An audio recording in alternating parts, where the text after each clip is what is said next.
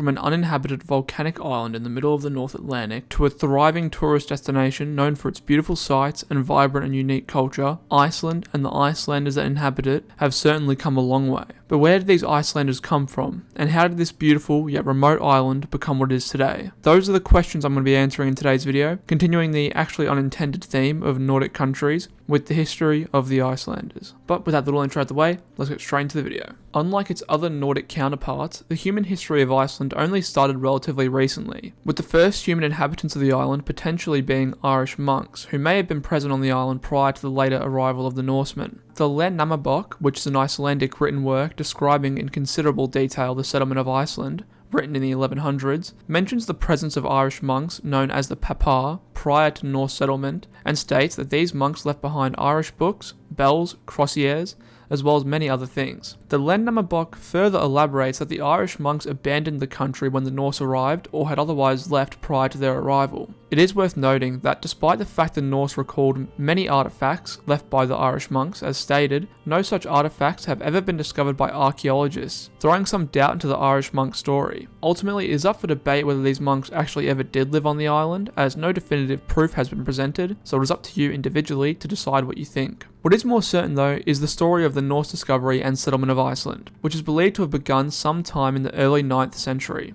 with the first Northman, and potentially first person if you disbelieve the Irish monk story, to lay eyes on the island being a man named Nadod, who was one of the first settlers of the Faroe Islands and had become lost while sailing between Norway and the Faroe Islands, eventually drifting east to the coast of Iceland. Nadod called the country Snaland, meaning snowland, presumably because there was a lot of snow present when he found it. A bit later on, another Norse sailor, a Swede named Garthar Svavarsson, sorry if I mispronounced some of these names by the way, also accidentally made his way to the eastern coast of Iceland, and seemingly stayed for a bit longer than the first, discovering it was indeed an island, and staying for the winter around the modern day town of Húsavík. During his stay, he also decided to, not so humbly, name the island after himself, calling it Garðarsholmi, meaning Garthar's Islet. The first Norseman to deliberately sail to Iceland was a Norwegian named Hrafnar Floki Vilgatharsson, who for convenience sake I will just refer to as Floki. And yes, for those of you wondering, he was indeed the rough basis for the character of the same name in the show Vikings.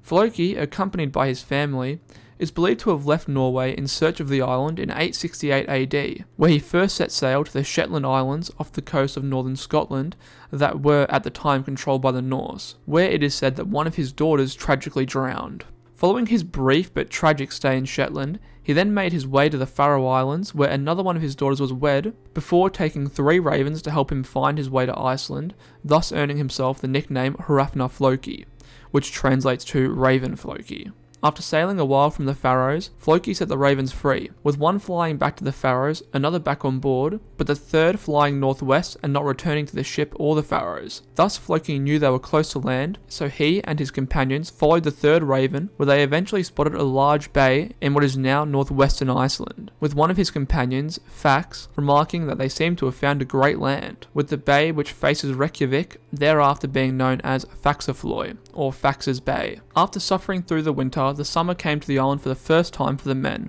and astonished them with how green it became. Following this very good summer, winter again returned to the island, and while waiting for the spring, Floki is believed to have hiked up the highest mountain above his camp, now believed to be Nonfell in the West Fjords, from which he spotted a large fjord named Ísafjörður, which was full of drift ice at the time, resulting in Floki naming the entire land Iceland, with the latest story that he or others have named it Iceland as a deception, likely being a myth. Following this, the men eventually returned to Norway, where Floki spoke of the land being worthless, while some of his other companions argued that it had both good and bad qualities. Despite speaking so poorly of the land, Floki eventually returned and settled to live on the island, where he did until his death. Even though Floki was the first Northman to intentionally sail to the island, and did eventually settle on the land, it is not believed he was the first to permanently do so. The first permanent settler in Iceland is usually considered to have been a Norwegian chieftain named Ingolfur Arnarsson, and his wife, who settled with their family around the modern-day capital of Reykjavik in around 874. Ingolfur and his family, were then followed by many more Norse chieftains, their families, as well as slaves, who settled all the habitable areas of Iceland in the next decades, with the whole country more or less being occupied within a couple decades towards the end of the 9th century. During this time, which became to be known as the Age of Settlement, it is thought that between 4,300 and 24,000 people migrated to Iceland, with estimates of the initial settlers ranging between 300 and a bit over 400. These people were primarily of Norwegian, Irish, and Scottish origin, with the latter two mainly coming as slaves or servants under Norse chieftains. Additionally, according to the Landnámabók, some settlers were also Hiberno-Norse, meaning that they had cultural and family connections both to Ireland and or Scotland, and to the Norse. All this has fascinatingly resulted in the fact that in modern-day Icelanders, 30% of their DNA comes from these Gaelic peoples, with the rest primarily being Norwegian. It is believed the reason for the mass exodus from Norway, which resulted in Iceland becoming significantly inhabited, was partially from people fleeing the harsh and likely war-ravaged rule of the Norwegian king Harald Fairhair, with other potential reasons being that the Viking incursions into Britain were being expelled during this time, leading to a need for peaceful settlements in other lands, as well as the fact that it is believed that the western fjords of Norway were simply becoming too overcrowded during this period. Regardless of the reasons why they decided to settle in Iceland, in 930 the ruling chiefs that did established an assembly called the Althing, with the parliament convening each summer where the chieftains amended laws, settled disputes, and appointed juries to judge lawsuits. Laws were not written down, with them instead being memorized by an elected law speaker, a common practice in much of the Norse world. Importantly and uniquely, there was no central executive power during this time, which became to be known as the era of the Icelandic Commonwealth. Iceland enjoyed much growth in its Commonwealth years, though with this growth a fracture began to split between the Icelanders. The original settlers of Iceland were predominantly pagans, and thus worshipped the Norse gods, such as Odin, Thor, and Freyja. By the 10th century, however, political pressure from Europe to convert to Christianity mounted, and as the end of the first millennium approached, many prominent Icelanders began converting to the new faith. A significant shift in all this occurred when in around 961 a volcano in southern Iceland erupted 7.7 square miles, or nearly 12.5 square kilometers of lava, and lifted up huge clouds of sulfuric gas that affected all of northern Europe and even spanned out as far as northern China. It also created rare hazes and multiple food crises in different parts of the world in that year and the years that followed. This eruption actually had the effect of converting many people to Christianity, with the help of the Althing, as many Icelanders saw it as an act of God. Not all Icelanders converted though, and many still remained pagan, which resulted in mounting tensions between the two groups, with a civil war beginning to seem like a real possibility around the year 1000. In response to this internal threat, the Althing appointed one of the chieftains known as Thorgeir, okay, I'm not even going to try to pronounce that, I'll just put it up on screen, to decide the issue of religion. He ultimately decided that the country should convert to Christianity as a whole, but pagans would be allowed to worship privately, more or less solving the internal conflict, at least when it came to religion. During the following 11th and 12th centuries, the power in Iceland became more and more centralized, as the former independence of local farmers and chieftains gave way to the growing power of a handful of families and their leaders. The period from about 1200 to 1262 is generally known as the Age of the Sturlungs, a violent period in Icelandic history which began when Snorri Sturluson, chieftain of the Sturlunga family clan and one of the great Icelandic saga writers, who is actually one of the main reasons we know so much about Norse mythology, became a vassal of Hakon IV of Norway in 1220. The Norwegian king insisted that Snorri help him bring Iceland under Norwegian control. However, when Snorri returned home, despite becoming the country's most powerful chieftain, he made little effort to enforce the king's will, either due to a lack of his own will or a belief that it was impossible to do so. Snorri's nephew, Sturla Syvertsson, was far more aggressive though, and following himself accepting vassalage under the king in 1235, sent his uncle Snorri back to Norway and began warring with the chieftains who refused to accept the king's demands. This all culminated in the largest armed conflict in the history of Iceland, known as the Battle of Erligsstaðir, where Sturla, with an army of 1,000 armed men, and chieftains Gissur Thorvaldsson and Kolbein the Young, with between 1,200 and 1,700 men, met in a battle which saw the latter victorious and more than 50 killed.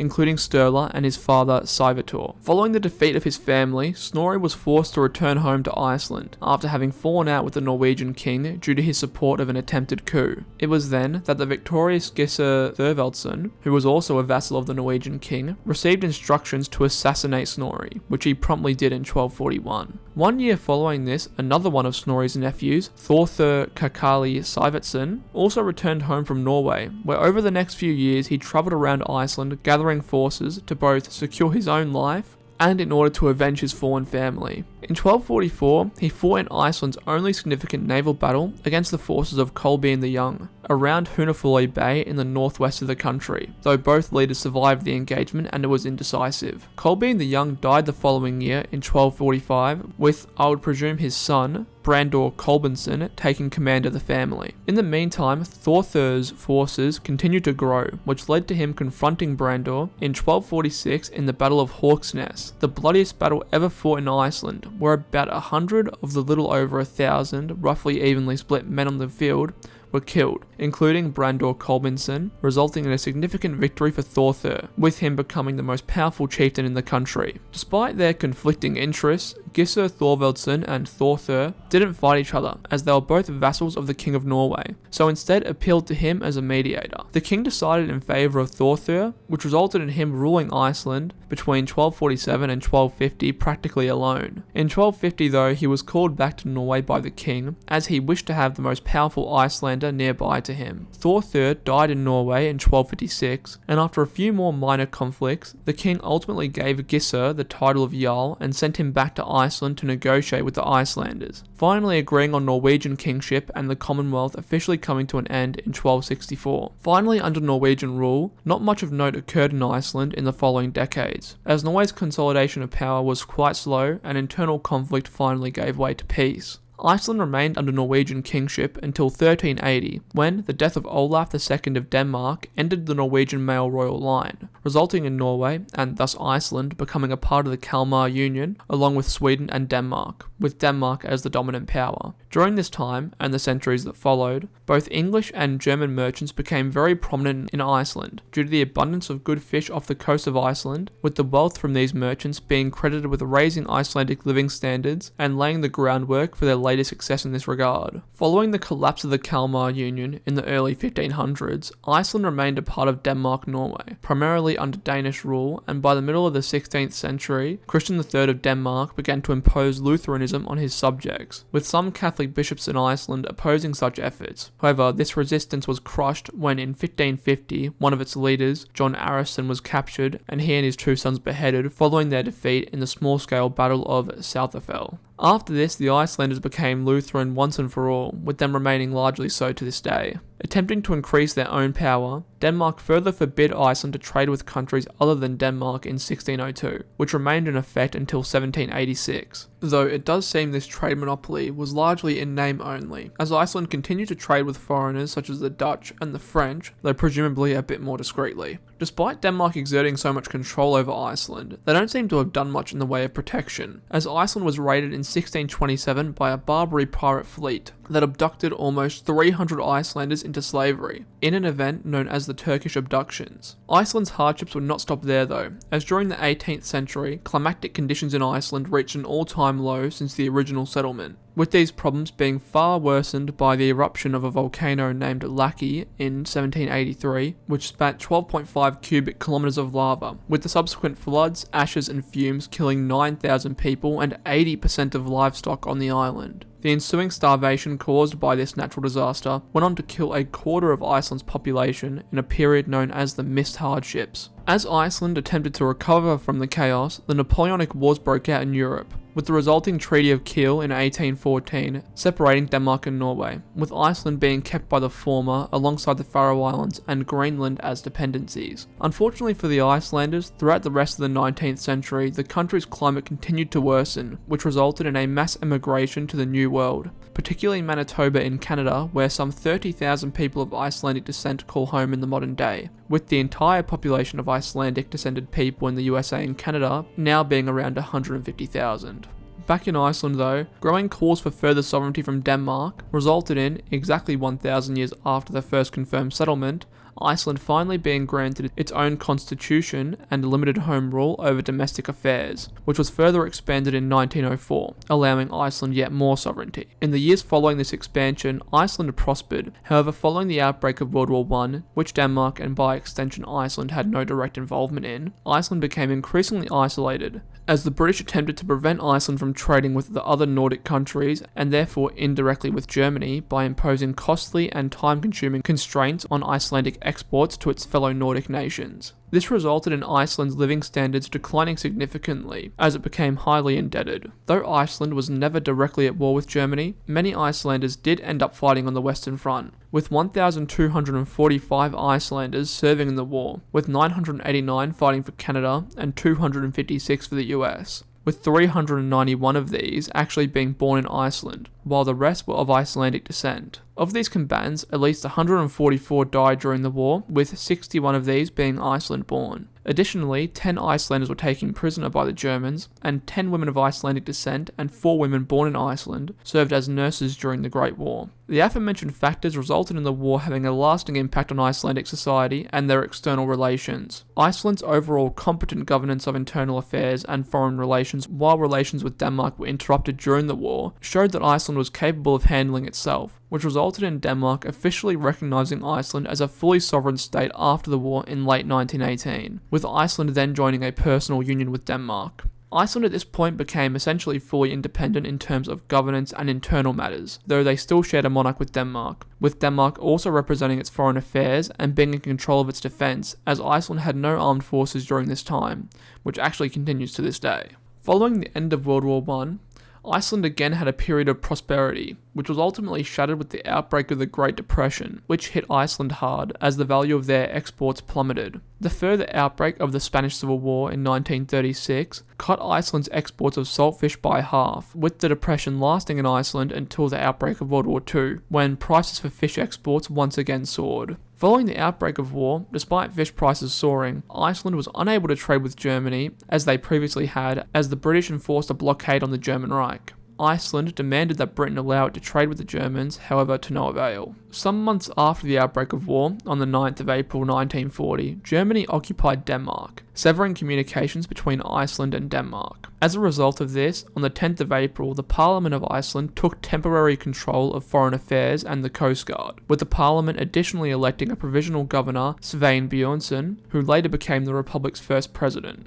During this period, Iceland also turned down British officer protection because that would violate their neutrality. But following the German takeover of Norway, Britain decided it could not risk a German invasion of Iceland. So, on the 10th of May 1940, British military forces began an invasion of Iceland when they sailed into Reykjavik harbour to take control. There was no resistance from the Icelanders, though the government protested what it called a flagrant violation of Icelandic neutrality. Despite this, the Prime Minister, Hermann Jónasson, or Jónasson, I don't know, called on Icelanders to treat the British troops with politeness as if they were guests, with the people heeding this call and no major negative incidents occurring during the occupation, which lasted throughout the war. At its peak, the British had 25,000 troops stationed in Iceland, all but eliminating unemployment in the Reykjavik area and other strategically important locations. A bit later on, in July 1941, a few months prior to the US's entry into the war, responsibility for Iceland's occupation and defense was passed to the US under a US-Icelandic agreement which required the US to recognize Iceland's absolute independence.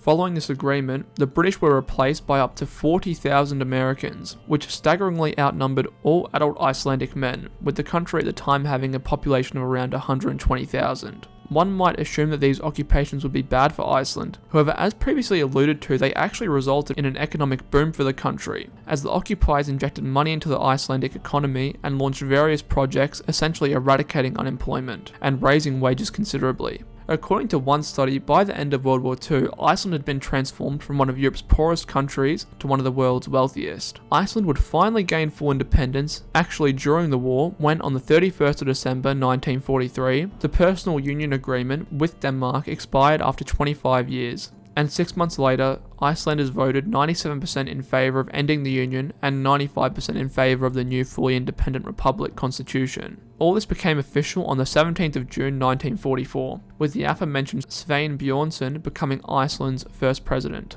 Though Denmark was still occupied at the time, the Danish king Christian X sent a message of congratulations to the Icelandic people. In addition to Iceland prospering during the war due to the occupation, in the following post-war years, Iceland also received by some margin the most martial aid per capita of any European country, further boosting their economy. By the end of the war, 159 Icelanders were confirmed to have been lost during the hostilities, with most killed on cargo or fishing vessels sunk by German aircraft, U-boats or mines. An additional 70 Icelanders died at sea, though it has not been confirmed whether or not they lost their lives as a result of the fighting. About a year after the end of the war, in October 1946, the Icelandic and United States governments agreed to end the US responsibility for the defense of Iceland, though the US would retain certain rights at Keflavik, such as the right to re-establish a military presence there should war threaten. Iceland went on to become a member of NATO on the 30th of March 1949, with the reservation it would never take part in offensive action against another country. The joining of the organisation was highly controversial in Iceland, and resulted in many anti-NATO riots taking place. Further controversy would be sparked in the country following the outbreak of the Korean War, in which the US and Iceland once again agreed that the former would take control of Iceland's defence, resulting in the US maintaining a controversial military presence in Iceland all the way until 2006. Despite the controversy, Iceland does seem to have benefited massively from its relationship with the US, particularly during the following Cold War, in which the US provided extensive economic patronage, advocated on Iceland's behalf in international organisations, allowed Iceland to violate the rules of international organisations, and helped Iceland to victory in the Cod Wars with the UK, which were a series of minor clashes, not severe enough to be classified as true wars, over fishing rights off the coast of Iceland, which resulted in Iceland gaining significant areas of exclusive fishery zones, all without any casualties or even major injuries or damage on either side. Despite all the help Iceland received from the US during their cooperation, the relationship was still contentious in Iceland domestic politics, leading some scholars to describe Iceland as a rebellious ally. During these times, Iceland repeatedly threatened to leave NATO or cancel the US defence agreement, which is supposedly one reason why the US went to such great lengths to please the Icelanders. With all this though, we are once again beginning to get very close to the present and modern politics, which as you all know is something I'd rather avoid, especially anything to do with the US. So I think this is where I'm going to end the video. If you enjoyed the video, don't forget to leave a like and subscribe if you'd like to see more content from me. With that said though, thank you so much for watching the video. If you made it this far, please do let me know. But anyways, as always, I hope you all have a great day, night, wherever you are, and I hope to see you in the next one.